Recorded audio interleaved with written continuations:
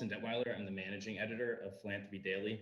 We are hosting this webinar and its corresponding article series. If you saw the webinar news elsewhere and haven't seen the articles, you can head to philanthropydaily.com anytime to catch up on what we've already published and keep an eye out for what's coming. I know that in the midst of sorting through everything that this pandemic means for you and your organization, your time is extremely valuable. So we're really grateful for you spending time with us to take a step back and think strategically about how to respond to what's ahead. We're also excited that we have almost 1,000 people with us representing every kind of nonprofit. We have big universities, small universities, libraries, museums, think tanks, food banks, human service organizations, and much else besides that. While we're mostly stateside, we even have a few international guests too, so we're glad to have that. In other words, the pandemic is affecting everyone. So as Justin said in an article this morning, take heart knowing that you're not alone. We're sorting this all out together. We're hopeful about the future of the economy and the nonprofit sector, but we won't take lightly the situation you're facing. That's why we're here. So before we go any further with intros and content, just a few housekeeping items. There's a chat box that you're probably aware of. Many of you are using it. You are welcome to communicate in there, but we will not be watching it closely, the panelists. There's a Q&A function below the video box. If you hover your mouse over the videos, you can see the Q&A option to click there. Send the questions in there and we'll get to as many as possible. You probably know that we have a lot of webinars scheduled, so we'll touch as many topics as we can over the next several weeks. Today, we're hoping to focus on major gifts and major donors, but we know you have a lot of pressing questions right now, so send whatever you have. We'll address as much as we can, and we'll try and see where the themes are and deal with those. I know events are interesting to everyone. Direct mail is important, so we'll see what all we can cover today. So let's jump in. Our goal with these webinars, we want to be a resource for nonprofits across the country and apparently around the globe. We know that these will likely be difficult times for nonprofits, and we want to help you succeed even under difficult circumstances. We aren't here with all the answers or some secret knowledge about how to fundraise during a pandemic. What we have, though, is decades of shared experience helping hundreds of nonprofits at American Philanthropic and Philanthropy Daily. That's what we do every day. We help leaders think strategically and then act on that strategy. And that's what we want to help you do today and for the next couple of weeks. Any questions that you have, shoot them into the Q&A box. They're private, so you don't need to be embarrassed unless we make them public, which we would only do if it's necessary. Let me introduce our speakers then, and then I'll pass off to them. Jeff Trimbath will get us started today. Jeff was a fundraiser at the Heritage Foundation for many years, including through the 2008 recession, which might sound familiar to today. He helped them grow to a nearly $100 million organization. Jeff has also worked in higher education and years ago for the White House. He's now a senior advisor, fundraiser, and consultant for many groups. Hopefully you caught his article this morning, yesterday, but he'll give us the highlights in a few minutes. After Jeff, Justin Strife will discuss his article from this morning. He has some tips for fundraisers trying to take meetings and stay in touch with their donors during this time. Justin's a partner with American Philanthropic, and he's raised well over $100 million for political candidates and nonprofits of all sizes. And finally, Chris Kittemeyer is a managing director with American Philanthropic. He'll have some thoughts on asking and closing major gifts. Chris joined American Philanthropic last year after spending his career spearheading the growth at Focus. That's the Fellowship of Catholic University Students. He helped them grow from a small development program to a major international nonprofit, raising $25 million annually. So with that, keep your questions coming in, and I'll kick it over to you, Jeff. Well, thank you very much, Austin, and thank you to all of you who have taken time to join us this afternoon during what has been an absolutely crazy time. For those of you who can see, I have a television in my office, and I have decided today that I'm no longer going to turn on that television because I was so distracted by the condition of the markets and the condition of the pandemic. It's an amazing time to be alive, and certainly an amazing time to be in fundraising. I was asked to write this letter to provide some advice because I have been fundraising for quite some time and remember very well the crisis in 2007 and 2008. And so I guess my overall message is that we have been here before. And if we do some things well over the next several weeks and months and years, it is my belief that we can withstand and even grow stronger through this experience. And so I want to offer a couple of suggestions that I talked about in the article to help us, in fact, do that and arrive on the other side of this crisis more strongly. The first I'm just terming stay the course. Now is not the time to do any radical changes or departure from the plan that you have already set out. Now, this presumes that you have a plan, especially for your major gift donors, that you have sincere efforts, deliberate efforts in place to identify, cultivate, solicit, and steward those classic steps of major gift fundraising. You have that for all of your donors, and that you have actionable plans and goals for each of your major gift donors. If you, of course, don't have those things in place, you need to do those right now. But don't vary from that. What that means at a minimum is I would counsel you to not cut development budgets or development staff. That is oftentimes the temptation when we're facing revenue shortfalls or the potential for revenue shortfalls. And I would counsel against that. And the reason for that is because we did the exact opposite of that at the Heritage Foundation over 10 years ago. If you go back and talk to those of us who are on the team, you know that the thought was maybe other departments will have to cut, but we certainly don't want to cut our development department. John Fogarty, our longtime successful Vice President of Development, would say you don't cut the sales force when you're going through a recession. And that's exactly the case. Hopefully your strategies are going to be rooted in your mission. That's so critical. And if your mission is critical during normal times, how much more critical is your mission during times of crisis? That ought to be part of your message, I would think, for the vast majority of people on the call. I was just talking with a client in the higher ed space, actually just yesterday, and we were talking about how to incorporate that message in their communications and their solicitations. In this particular example, colleges and universities spend their time investing in the next generation, building the virtue and the character of the next generation of leaders. What a time for that to be on display as we've had to put that generation at tremendous hardship by cleaning out our campuses and sending them on their way. But boy, what a great story to tell, rooted in the mission of that particular nonprofit.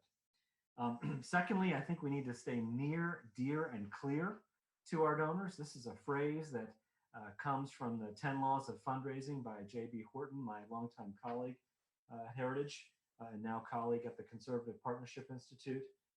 And we got that phrase from Robert Sharp, our good plain giving expert friend. What this means is we need to be near to our donors. In times of crisis, they naturally want to pull away. They want to sort of recede in, and now we're all having to do that quite literally into our houses. As our donors pull away, we need to draw near to them. So now's the time to redouble our calls, our emails, reaching out to them, asking them how they're doing, asking them what's on their mind. Many of our donors are business leaders and they're facing a cash crunch, or they don't know how they're going to continue their business. We need to be near them, listening to them, so that we can have that true relationship that we say that our fundraising is based on. We need them to know that they are dear to us. For many of us in the nonprofit space, I count myself in this very fortunate group, we're going into this crisis in a very strong financial position. And we can tell our donors as we're reaching out to them that it's because of their generosity to us in years past that we are in a position now as a nonprofit to weather this storm. And that means the world to us. We need them to know that they are dear to us. And finally, we need them to know that they have played a clear role in the implementation of our mission, that we're still pursuing that mission during this time of crisis, and maybe even use a vignette here and there, a little story of how you've been able to execute that mission in the midst of this crisis, maybe that no one else knows about, and then thank them for enabling you to do that. My final piece of advice that I talked about in the piece was that this crisis, I think, provides us with new and unique opportunities to talk about planned giving. Now, I want to couch that piece of advice with all of the caveats that you might imagine. That has to be sensitive, and we have to be careful about how we bring that up. But let's face reality. Many of our donors are thinking about their health. They're thinking about their mortality. They're thinking about various risk factors in a way now that none of us could have imagined even 30 days ago. And with that consideration, their consideration of their own legacy is going through their mind. And so if we've built that relationship with them, and if they know that they can trust us as their philanthropic partner, it is completely appropriate for us to bring up matters of legacy and how they can remember your organization as part of their legacy. We have to do it sensitively, obviously, and we have to be careful in doing that. But I think there are unique opportunities for us to focus on that during this crisis time. So stay the course, stay near, dear, and clear, and have the courage to sensitively talk about planned giving. I think those are things we can focus on to ensure that we'll come through this pandemic stronger than we were before.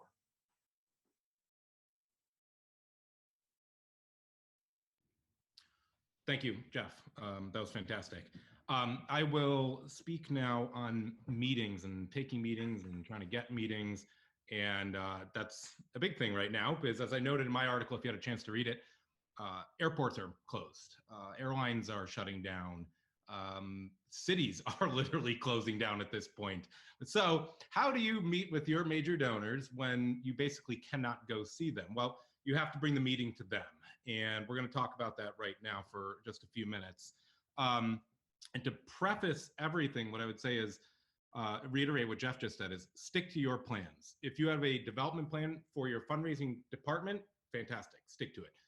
I would also encourage you to have individualized custom plans for each of your major donors. If you have those, execute it and continue to execute it. Obviously being sensitive to the time, but you need to execute those. It's not time to get off track from those. And if you don't have those in place, this is a critical time to be putting those in place and thinking about them for the rest of the year. So, but the number one thing I wanted to talk about is major donor meetings in general. They're the backbone of nonprofit fundraising in general. Most nonprofits have some sort of 80-20, 90-10 rule. It's just the reality of where it is. So you cannot let up on major gifts if that is where the majority of your dollars are coming from. So if you're not meeting, you're not asking, which means if you're not asking, you're not getting revenue.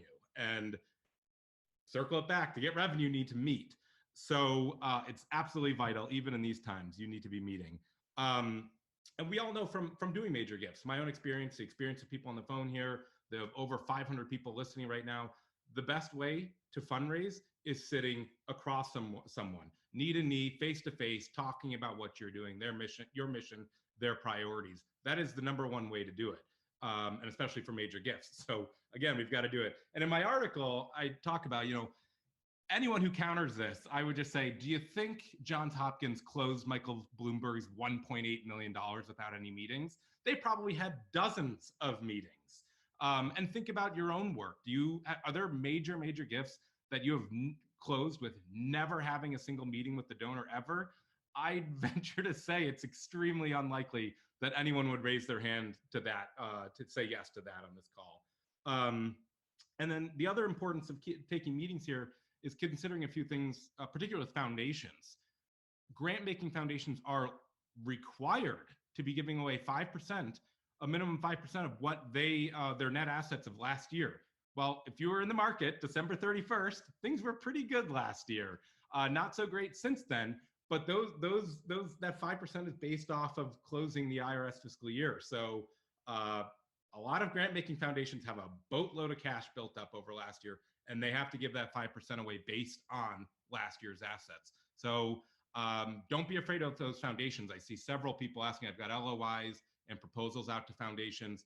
You proceed, do not stop. That is their job to give away money. They're required to give away money, and they've got a boatload of it after the absolute bull market last year. So again, number one thing I wanted to communicate, donor meetings are the backbone of fundraising, major gifts fundraising. It's the only way we bring in revenue and most of our revenue. So you've got to do them. Once we accept that fact, then we can go on and we say, I would encourage you to segment, outreach, and cultivate. Look at your top donors. If you've got 500 top major donors, pick out the top 100 and call them. Get them on the phone right now. Just reassure them of what you're doing, of your mission. Thank them for what they're doing. Remind them of everything that they've made possible through their past support. Check in with them. I mean, I'm pure cultivation here. Commiserate with them. But you've got to be doing that. But beyond that, hitting all of your top donors, I've recommended to several groups, once you've made it through your top donors, pull your whole donor file, call them all. Take program staff and put it on hold for 2 days and call every single one of your donors just to say thanks, how you doing, hang in there. And again, reconnecting with them, thanking them for their past support and what it's done for your mission. I say in my article, and if you haven't seen the movie Glengarry Glen Ross, it's one of my favorite movies. It's fantastic. There's a lot of stuff in that I say do not incorporate into your fundraising. But overall, it's a great movie, one of Alec Baldwin's best. But in there, famous line says, always be closing. And I agree with that to many extent, but I change that for fundraising often in trainings that I do and just managing gift officers is always be cultivating. Always be cultivating. Constantly, when you wake up in the morning, when you're taking your shower, whatever you're doing, how can I be cultivating my donors? And think about that as you're segmenting your major donors and thinking about your outreach and cultivation with them right now. Number 3 is basically ABC, always be cultivating. Pretty quickly after that is ABM, always be meeting. Like always be meeting. Again, it is how we fundraise and it's how we do major gifts. So how do we do it right now when we can't get on a plane and all that? Couple options. If you have a donor that is relatively local and you could drive to them and you're comfortable and they're comfortable, I say, why not? Jump in the car, go see them. If you have a major donor that's willing to meet and they're across the country, require a flight, if you're comfortable and they're comfortable and it's a city that you're okay potentially getting locked down in for a couple of weeks, okay, or driving home from, okay, why not? But short of that, we've got options at our hands. Look at what we're doing right now. Zoom, FaceTime, Skype, regular old conference call. We have so many options right now. I see a lot of folks that have .edu email addresses that signed up. Zoom has made it free for anyone with the .edu email address. There's almost no reason to be doing this. So I highly encourage that. And then everyone is self-isolating, socially distancing. This is it. If you look at our firm, American Philanthropic, and what we believe in, civil society, like this is really eroding that civil society. And we don't want that. We want people communicating and interacting. So bring them into your home with Zoom, go into their home with Zoom or FaceTime. If you can, I'm not doing it here, but sit at your desk where you've got kids of your pictures of your kids, and they do too. Create that human connection that is absolutely vital to the human experience and to civil society. Please do that. Use it as a point. If you're a health and human services group or whatever, talk about how they're helping the community and they're going to help families out there in the world. Try to connect it with the mission, your mission with the pictures of your kids or the pictures of their kids. What you're doing is going to help the next generation, their grandkids or their great grandkids. Make those connections. Really, it's an opportunity. I mean, I always recommend major gift officers to get meetings in homes, number 1, and then in an office, number 2. Usually a lot of donors like to do it in their office. So now they are forced to take meetings in their home with you. This is fantastic. So again, think about all the opportunities that I mentioned in my article. I've heard from a lot of people say, well, typical major donor, 60 plus, something like that. They don't know how to use Zoom or Skype or whatever. First of all, most of them do. And second of all, even if they don't, that's wonderful. If you can bring them through that process and show them how to do that, so then they can now connect with their kids later on. That's a wonderful connection, a wonderful thing you've done for them. So the other things that meetings allow you to do here, Zoom, Skype, whatever it is, you can bring in other staff. Look, we've got 4 people with video here. You can bring in other staff that usually you might not be able to bring in because you don't have the money or whatever it is to fly them across the country. You can share a screen. I don't recommend doing a lot of it, but if you really need to, you can share a screen and show them something. It just unleashes all these opportunities that we honestly sometimes don't even think about or don't have when we can get on planes. So those are kind of the things I wanted to hit on. Donor meetings, the backbone, take them, got to do them. Segment, outreach, cultivate, always be cultivating, and then meet. Always be meeting, absolutely critical. So, and then do not discount foundations. Do not discount that. They have to give. So please do your outreach to them. That summarizes what I wanted to touch base on. I'm going to hand it off to Chris here about asking and closing what to actually do in those meetings. Because like I said at the very beginning, we have to get those gifts if we want to keep the trains moving. So Chris, please let us know, how do we get the cash in the door? Thank you very much, Justin. I think that fundraising is often called an art and a science, and asking in uncertain times requires an extra dose of the art. You need to be able to assess and adjust during the meeting so much more frequently than you do when everybody's feeling great about how things are going. First, what you don't want to do is assume that every major donor is having the same experience with the economy. Some actually might be making money right now. I mean, if you were a producer of toilet paper, you're feeling pretty good. Not seriously though, we do know of one benefactor we've talked to who said, "This is great. I've had a lot of cash sitting on the sidelines and I'm snapping up businesses at cheaper than usual prices," and is actually kind of excited about the opportunity. Others may have money in donor advised funds that they are still planning on giving away that might have been in money market accounts. Others might be less affected because of overall wealth. Now, that doesn't mean that they don't care, because no matter how much money you have, to have half of what you had before is still concerning. But the amount that you need might not truly be a significant portion of their overall portfolio. Now, that probably isn't true if you're an educational institution and you're hoping to close a 7-figure gift. But if you're more on the local nonprofit side and you're still seeking those $15, $10, $5,000 gifts, there are probably quite a few people who really giving those gifts don't impact their overall wealth portfolio significantly. So you still want to ask. That's the number one thing. And be sensitive to the situation. The reality that most people give because they're asked is true, whether times are really great or times are tough. Asking, though, in tough times requires more finesse.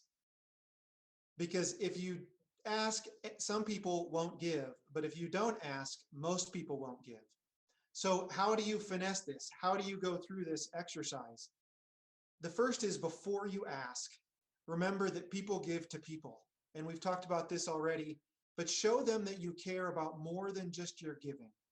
Ask them how they're doing in their current situation, how their business is, how their family is, how their health is. Make sure to put the relationship before the gift. The second is, be prepared to share how the current situation is impacting you and your organization. You want to show that you're both resilient and trustworthy in these times, that you have great leadership. How are you responding regarding your staff and regarding your mission? Are you changing any of your goals or your plans or your programs? Have you looked at what your baseline needs are? I'm a very aggressive, optimistic planner, and I usually set base goals and then stretch goals. And I mostly only look at the stretch goals. But in a time like this, you also want to plan for what's your baseline goal and be able to communicate that to donors to say, this is where we were hoping to be, and we have to be at least at this level, so that when you ask them for their gift, they understand that that you're still needing those gifts to stay open and to continue to provide your mission for the benefit of the world. You also don't need, though, an entire plan on how you're responding to the situation right now. A couple of months from now, maybe so, but come in with just a couple of impact areas and your responses. But what you don't want to do is kind of sit back for way too long planning and thinking about how you're going to explain this to benefactors and then not take action. You want to come up with a couple of things and then start communicating and asking for advice. When you do ask, you want to be humble, bold, and optimistic. One of my former colleagues always said that the important thing for fundraisers is to be humbly bold, to have a humble boldness about them. If you have an arrogant boldness about you, that is going to play really poorly in this situation.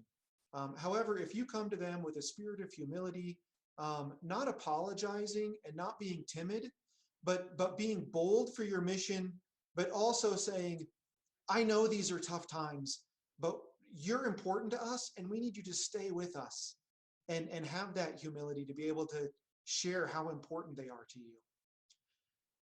Generally, fundraisers are optimistic by nature. We work in the nonprofit sector because we want to make the world a better place, and we believe it's possible that it could be a better place. And we're willing to do hard things to do that. We're willing to be told no lots because we think great people are out there who want to make the world a better place too. And that's a gift that we have right now that we need to continue bringing to the world. So when you go meet with donors, don't come with them with an emergency message unless you really are in a really emergency situation. But like Jeff Kate said, come to them with an optimism and an excitement about what could happen. Again, balancing that with, you don't want to look overly joyful in a tough situation. But I just want to encourage you to lean on your optimism. And I know that by virtue of you all having this position, that you know how to balance that, because we do that every day with our executive directors and our leadership who are worried about the budget. And we're saying, don't worry, I'm sure the gifts will come through. We just need to keep building those relationships. And that's the case now more than ever. Also, when you ask, remember that you need to inspire with your vision even more now. You need to strengthen that case and really believe it. Even in the midst of the fact that we're dealing with this incredible situation, there are still so many other organizations that are important for our world, and your organization is one of them. That's why you work there. So double down on your belief in your mission and make sure that you understand why it's important and are able to communicate that importance. After you ask, you want to still allow them plenty of time to respond. You know, we always know, I don't think any fundraiser on here is surprised to hear that you need to be quiet, you know, zip it and let them respond. That's more true now than ever because they're going through so many more things than they typically do when they're trying to decide what their answer to your ask is. So give them plenty of time to respond. Also, be ready to allow for current events to be part of the negotiation of the gift. Maybe you make a smaller gift than you had previously planned. Or maybe when they say, I'd love to be able to do that, but I'm just not sure, you say, well, could you do that over, could you make this gift over a couple of months instead of all at once? Or if you're asking for $50,000, could you give $10,000 now and plan on giving the other $40,000 in 6 months? Would you be willing to sign a letter of intent or a pledge form that you're going to give this gift next year, even though we understand that now is not a good time for you to make that gift? So maybe delay the gift, but commit now. You know, just be ready to have a little bit of that negotiation, understanding how much they care and love you. And if they can't give now, be very understanding. Assure them that your organization isn't going anywhere, that you're going to be here when the economy gets better, like Jeff said, because of their previous generosity. And be prepared to also follow up that with a request that's non-financial. You don't want to leave them feeling, if they can't say no right now, you don't want to leave them feeling like they disappointed you. So make sure that they know they didn't disappoint you, and ask them for something, whether, you know, that's praying for a specific program or committing to an interview for your organization or giving feedback on development materials. One way I thought, as Jeff was talking, to combine these two things is maybe you could say, we just came out with a new planned giving brochure and we'd love for you to give us feedback on it. Not because you're asking for a planned gift in this time, but because you're interested in their feedback. Finally, regardless of how the ask goes, remember that this is an opportunity to deepen your relationship with them and to draw them closer, because fundraising is a long-term relationship. It's not a short-term thing. And what you want to be doing is, even in your asking, you're setting the stage that it's their decision today is not the only thing that matters to you. What matters to you is the long-term relationship. So with that, I'd like to turn it back over to Austin. Thank you very much. Thanks, Chris, for that. We're going through questions right now. We have plenty rolling in. I'll kick it back to Justin for a few more remarks. Yeah, so there's been a few questions about meetings that I want to clarify. I'm not saying jump on planes and go see everyone, and especially if you've got symptoms or anything, that is absolutely not what I'm saying. What I'm encouraging you most is to take video meetings. When I'm saying in person during what we're going on now, I am saying FaceTime, Skype, face-to-face that way, just like we are now. If you have a donor that is saying, come meet me, and they're drivable, that is your call. I'm not saying, not encouraging it or necessarily discouraging it. That is your call. You've got to think about that. Look at what public health officials are saying. Look at what the police in your area are saying, your own business. Follow all of those rules. Obviously, that is what I'm promoting. But look, in these days, I don't even know if you're gonna be able to catch planes or trains anyway. I would be strongly encouraging you to try to do as many as you possibly can over the phone, over Zoom, over Skype. That is my primary recommendation. And look, as soon as we get through this, as soon as all the restrictions are lifted and planes are back to normal, get on those planes and start seeing your donors again face to face. But just want to clarify that. Thanks, Justin. So we'll go through these as much as we can. Keep them coming in either through the Q&A function or through the chat box if you'd like. The first one I'm going to jump into here, I could say it's going to anybody, maybe Jeff or Justin. She asks whether how to get through to her boss. So she mentioned calling top donors, maybe all donors, just to thank them. And her boss, the president, worries that it'll bother the donors while their lives have been radically changed, while they're busy, they may have lost a lot of money. How to communicate that to sort of managing up there.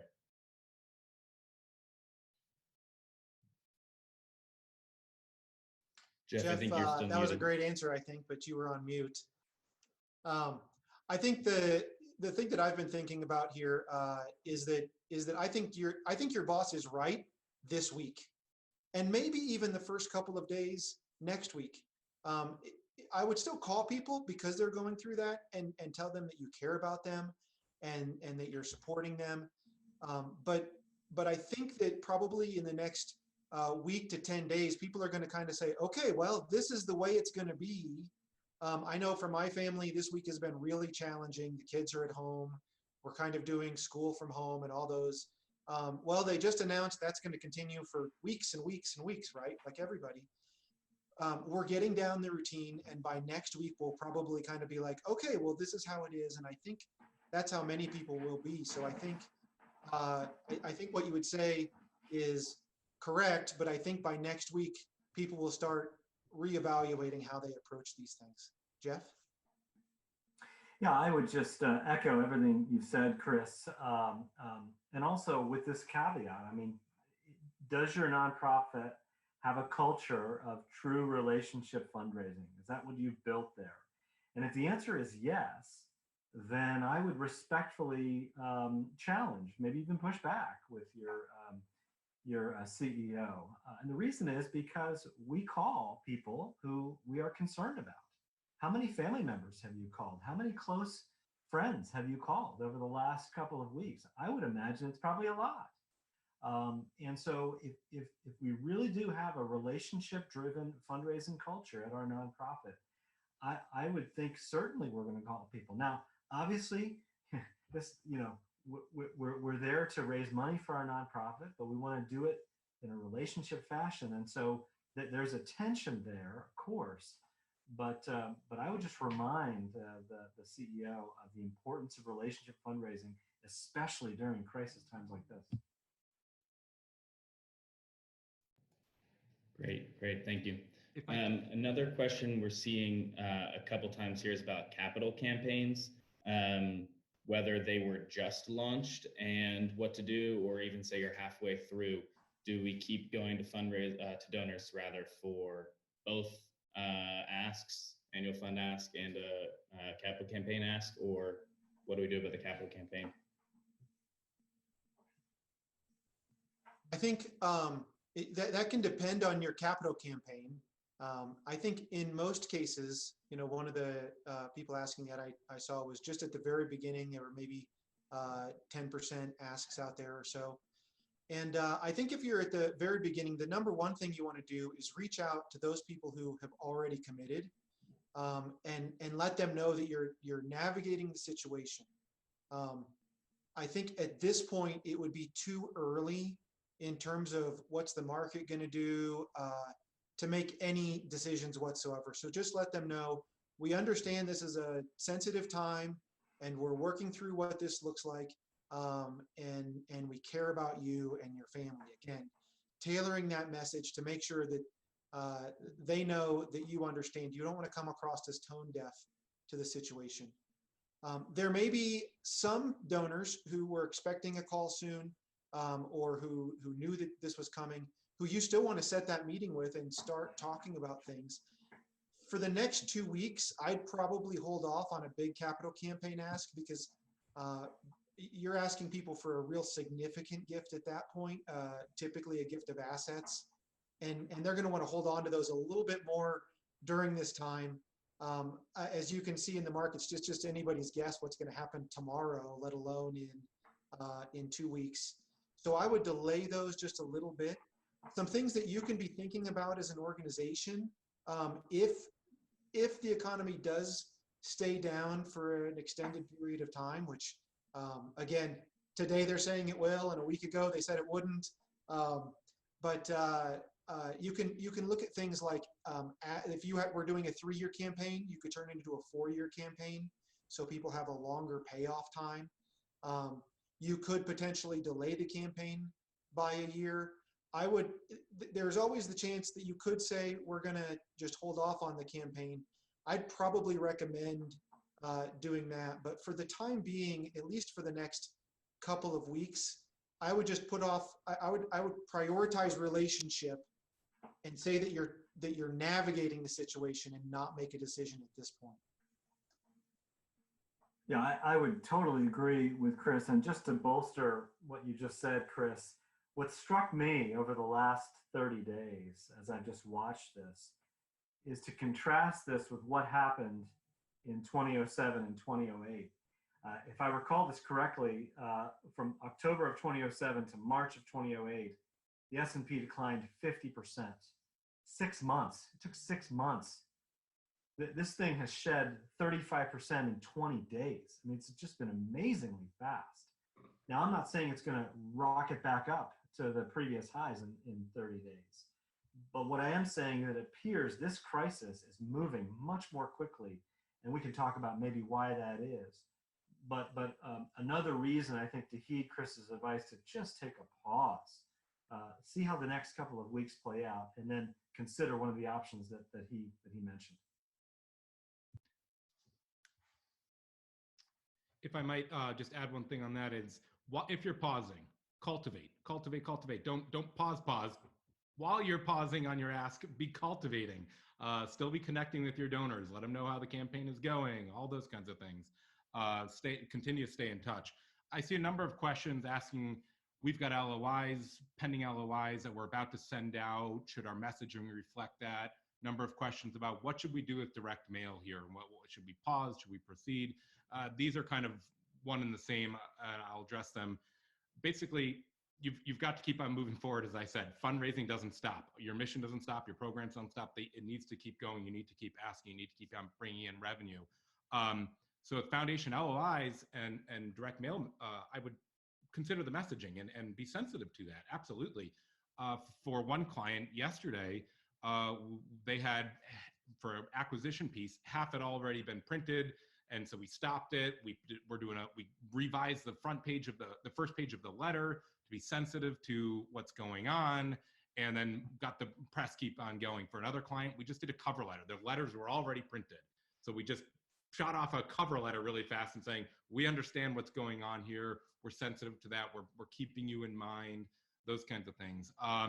If your mission, if you're in health and human services and a few other things, if you can tie what's going on into your mission, absolutely. I mean, why not? You don't want to, you know, come across sleazy about it, but you want to come across like, hey, people are in tough times. There's people losing jobs. You know, our mission is to, you know, feed their families. So we're needed more now than ever. Somebody reached out to me and said, with a question, and they said, our mission is to give low-income families and students musical instruments so they can participate in music class at school. How do we message that right now? When I responded, she's probably on the call here, I responded with, families will be out of money. They won't be able to afford the violin. You guys are making it possible for that to continue. That is critical to us as a society, the arts. So tailor your mission and your messaging in that way. It's hard to, there's a few groups that maybe there's no messaging here. But not that many. I think really, if you get creative, most can figure out a way to message well on this. So again, don't hold the LOIs, don't hold the direct mail, be smart about it. But you've got to keep on going, just like all of our lives, they keep going. Yeah, one similar thing on that, Justin, in terms of how your mission ties into the needs right now. We know one client just showed us that when the Dow goes down, their direct mail revenue goes up. So just like Jeff was saying earlier, not all of your donors are hurting right now. Some are doing well, some are buying businesses. Some organizations will do well right now. Think of how you can actually fit into the need right now. We're going to do another session on events, but we have a lot of questions coming in about events. So one big one here, obviously most events are underwritten by sponsors who are going to be major donors or corporate sponsors. How are we reaching out to major donors? If they've made their gift already for the sponsorship, or if it's pledged, how should we be messaging to them?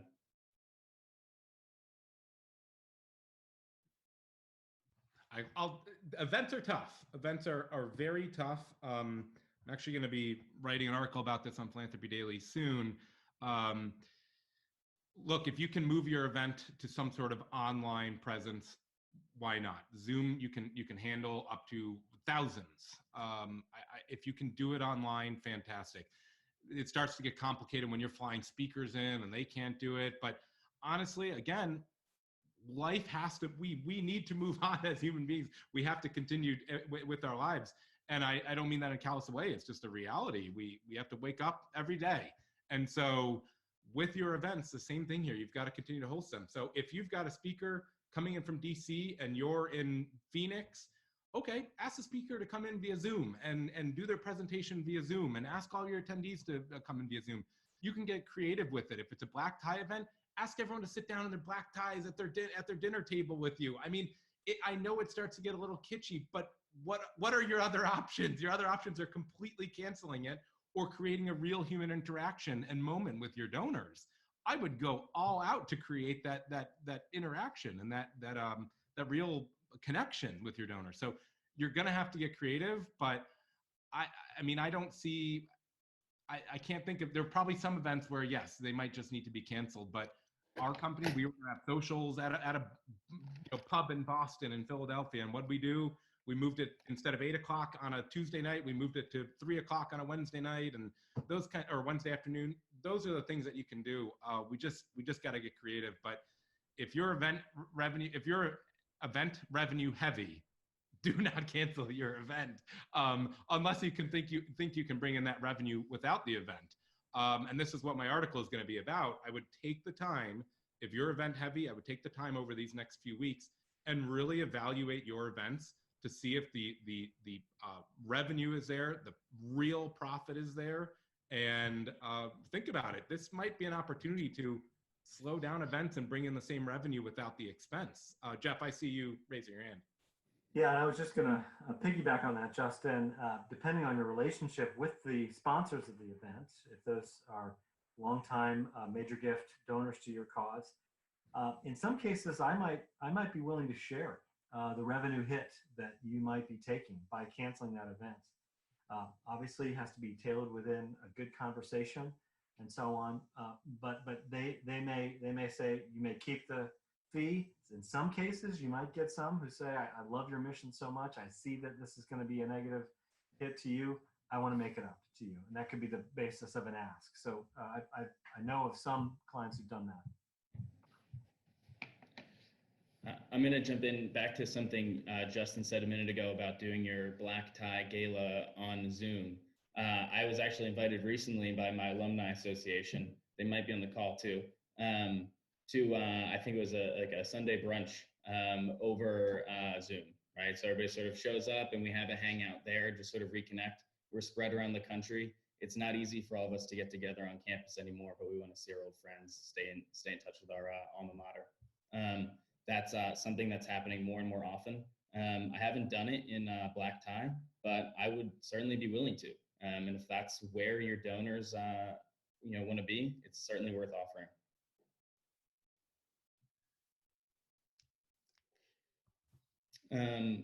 We have a new question here.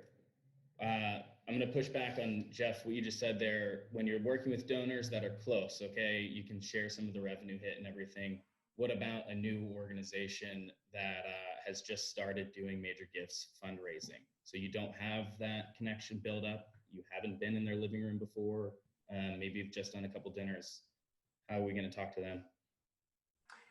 Well, it's interesting that that's the question because that perfectly describes the organization I work for. The Conservative Partnership Institute has been around for 3 years. But in our case, we have a chairman who has been active in the fight that we're in for over 3 decades. And so many of our donors feel like they've been connected to our chairman for lots of decades, even though we've only been around for 3 years. You may have a similar dynamic at work with one of the founders of your organization, or perhaps with one of the board members of your new organization. So I would exploit that. Your mission might be similar to a mission that's existed for a long time. So I might talk about the long time work of your organization that's been going on even before yours existed. Those are just a couple of thoughts. I think with a startup, you're definitely major gift heavy. And so, important time to be talking about acquisition and building the pyramid and making sure that base is broad so that you have as many people who can bubble up to the major gift level as possible. I see several questions coming in here, folks asking about, I've got sponsorships, corporate sponsorships, or people specifically funding a program. Looks like someone does something, takes veteran surfing. It's a wonderful. Yeah, obviously they can't go surfing probably. They probably can't get on the planes, or beaches are closed. This creates a serious problem. And you've got corporations saying, every 50 veterans, I'll give you $500,000. Well, no veterans, no money. That is a real problem, and I would address it in 2 ways and throw it back to Chris and Jeff if you have other suggestions. But 2 things. One, talk to them, communicate to them, let them know the challenges you're facing. This is unprecedented. I don't know if we've ever had a situation where beaches are closed in this specific example of veteran surfing. So work through that with them. Just off the cuff right now, I would say the messaging is probably, yes, we can't do this right now, but as soon as it's done, we're going to pick it back up, and we need to make sure we've got the funding right now so we can pick it back up, because no one else is doing this. So either the funding keeps coming in, we keep this organization alive, so we can do this as soon as the pandemic is through, or we close. Pick one. And most people get it and say, yes, I care about this. That's why they're giving to you. They want to keep this around. So I would it's all about messaging. It's all about connecting and getting them to understand what you're facing. Number 2, corporations, yes, that is going to be tough. You have airlines. Airlines are infamous. They're always giving, $5,000, $10,000 checks to programs and seminars. That's tough. They're probably not going to do that this year, or at least not till much later. What I would emphasize is diversification. Get more folks in the door, more major donors, more mid-level donors. Crank up the direct mail. You've got foundations. You've got to diversify in that way. That's gonna be tough. And then just sit back as an executive leadership and say, have we looked at our budget, our revenue, and our expenses to make sure that we're not so heavy in one spot that if corporations go away, we've got to, fire people, or if such and such goes away, we've got to close down. You don't want to be too heavy on one specific area here. So diversification and messaging are huge. I want to hit on one question somebody asked that I think raises a good point for some of the other questions. They asked, we have somebody who gave us a matching gift, and now we're concerned as to whether or not we can match that in the time that they gave it to us. I think that, again, going to them and being very frank and honest and saying, we were on track for hitting this, or maybe we were on track for coming just underneath it, but this is going to change the timeline. Would you be willing to give us an extra couple of months to hit this goal?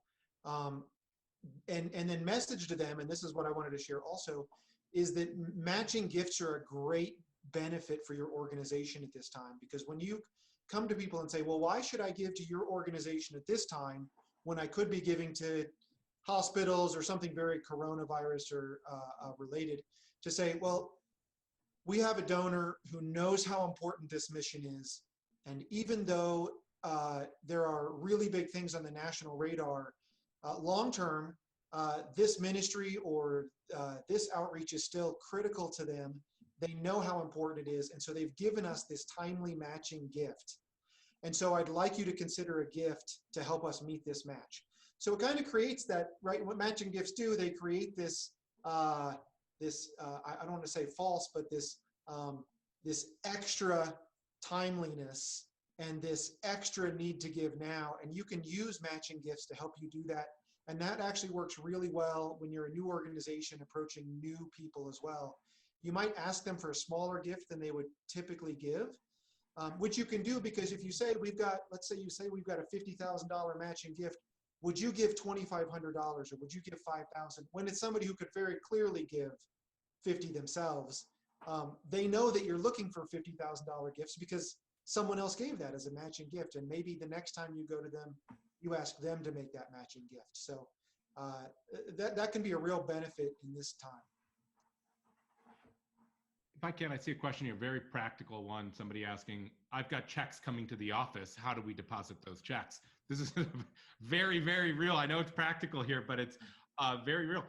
Organizations I'm working with, look, the mail is still going. Until the mail closes, someone has to go to the office and pick up the check. It's just the way it is. I don't have any other recommendation about how you would get that check deposited. If you can eventually, longer term, set up some sort of caging company where they can process it for you, or automatic deposits, great. Try to get people to do online giving, wonderful. Monthly giving, wire transfers, stock transfers, although I don't know how many people are going to want to do that right now. But the reality is, if you have paper checks going to the office, which you do because the postal service is still delivering, someone's got to go there probably at least once a week, pick them up and deposit them. It's just the reality. I don't know how else you would do it. And I would recommend that person wears gloves, is a little bit more careful. And you could do the same thing if you're writing handwritten letters or PSing things and you want to be extra sensitive to the needs of your donors. You could, have kind of, like doctors going in, like wash my hands beforehand or put on the gloves and then did these and sent them to be extra careful. Excellent. Thanks, Chris. Thank you, Justin. Thank you, Jeff. We're going to wrap up there. Just be respectful of everyone's time. Between now and next week, feel free to shoot us questions by emails. We'll send out a video recording of this webinar and some follow-up items, so you'll have our email and you can stay in touch. You can also find my email on philanthropydaily.com, and you can find some email addresses at americanphilanthropic.com. Next week, we'll have Eric Streif to talk about direct mail. I know we had a lot of questions about both acquisition mail and house file mail. So look for his initial comments on Philanthropy Daily on Monday morning at the latest. We might get it up sooner. And then join us again next week. Again, feel free to spread the word about this webinar to other friends and colleagues of yours. We'd love to have more people learning what we have. We want to hear from everybody's insights. All of the questions we didn't get to, we'll do our best to answer them in the next series of webinars when we have that topic we'll be in touch by email, and feel free to reach out by email. Thank you very much, everyone, and we'll see you next week.